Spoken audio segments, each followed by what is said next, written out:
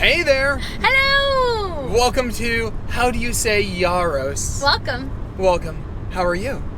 Great, thanks. How are you? Good. I was talking to the camera actually, but sorry. As you know, we film while we're driving, not to mimic carpool karaoke or things. It's just like this is the only time we could do it. So it's a great time. Yeah, it's a great time. It works out nicely. You know, you just mount your GoPro in the car and you're good to go.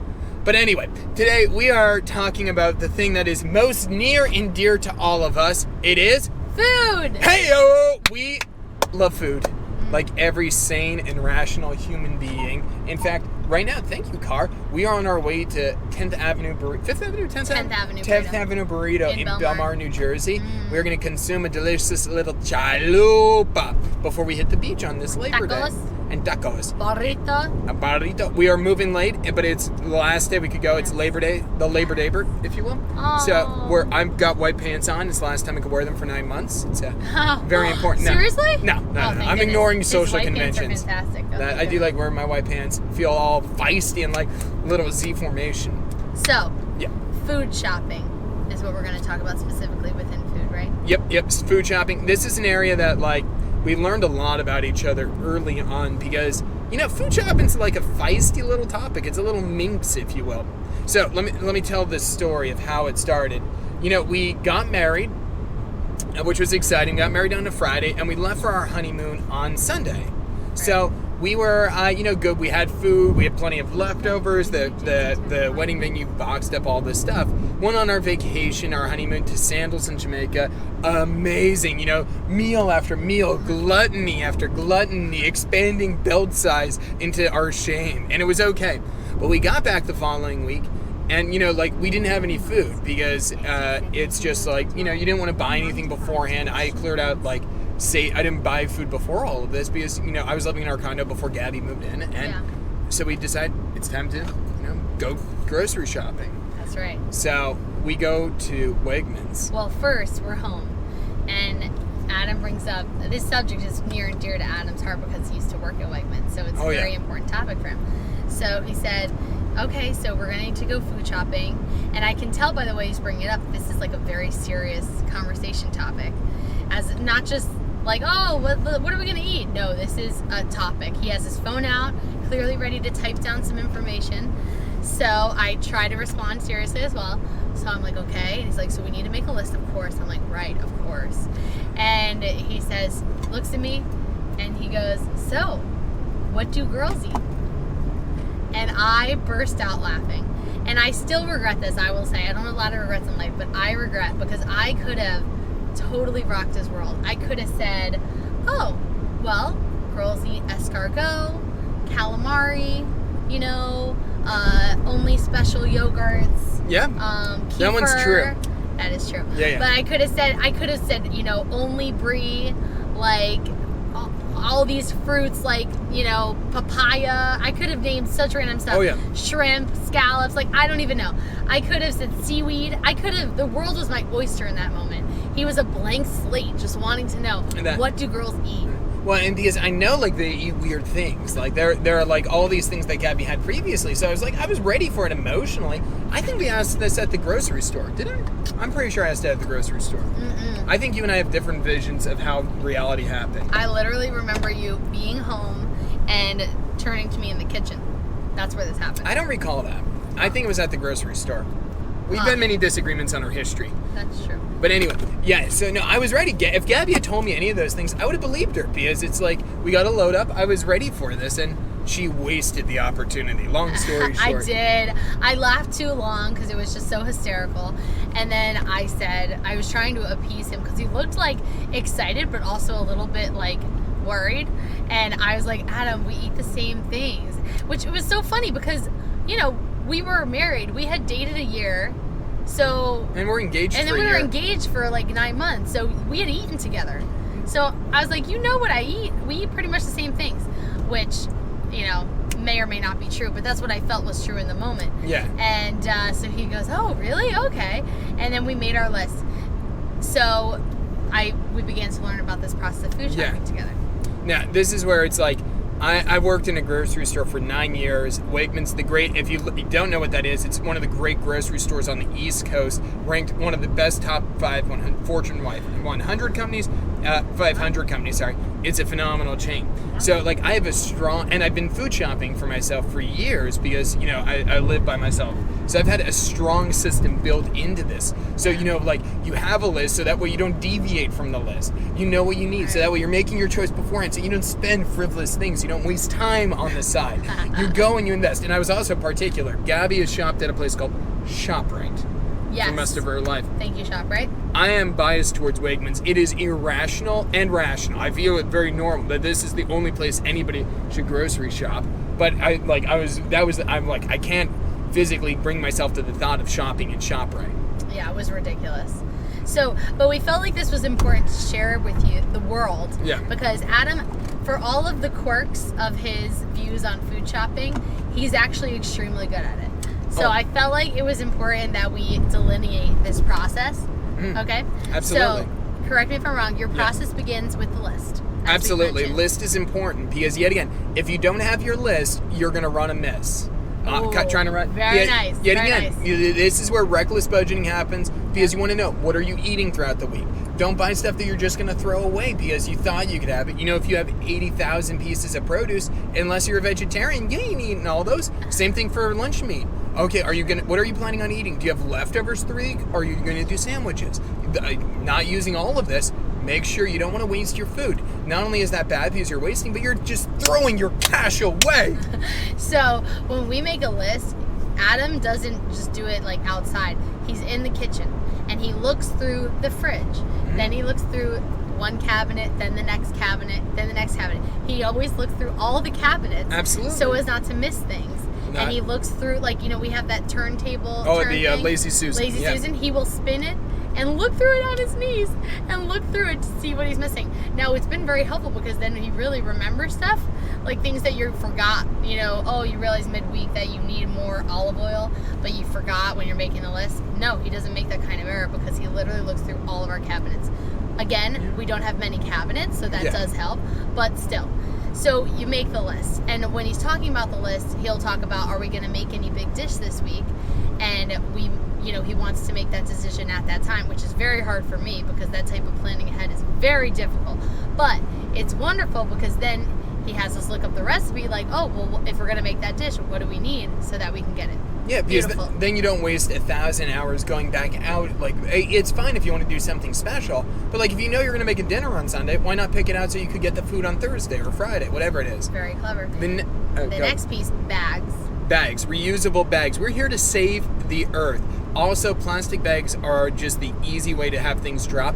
The paper bags at Wegmans, to be fair, this is my critical spot, are not as good as Trader Joe's.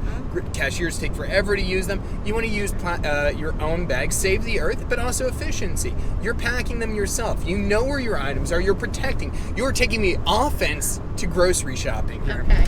And then, because Adam knows the Wegmans so well. Inside out. He really honestly knows it so well. I'm still figuring it out. I do like Wegmans. I also like ShopRite. I know it better, but I'm learning.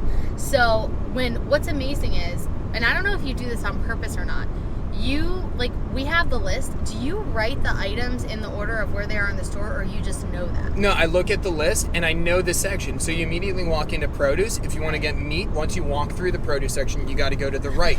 So you want to get that there. Then you go and take a left. You're moving along the back alleyway. This is important. This is where the lunch meats, the dairy products are, and you skirt into the aisles up closer to it.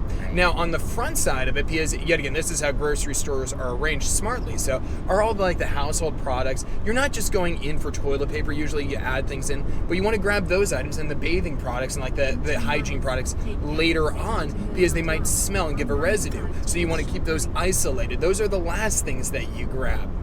Very interesting. Yeah, you don't want to put those right next to your food for the whole time. You want those on the side so that way those could be bagged separately. Oh, that's very So smart. No, so I just kind of this mental map of doing this because you know where it should be and how it goes. Which is wonderful because when I go by myself, I have my list and I end up getting some of the things in one area, then I go on to another area, then I realize The bread was actually in the back area, so I have to go back to the bakery. Very frustrating. Yeah. But Adam, when we go, it's just, he knows it so well that it's so methodical. He gets everything that could be in that area then and moves on through. Plus, I've seen him as he goes through the store, he takes things off of his list on the phone as we go through. Absolutely. Helps us not forget anything. Conviction. You got to know where you're going. Next important time frame. There's no reason anybody should shop past 7 o'clock in the morning.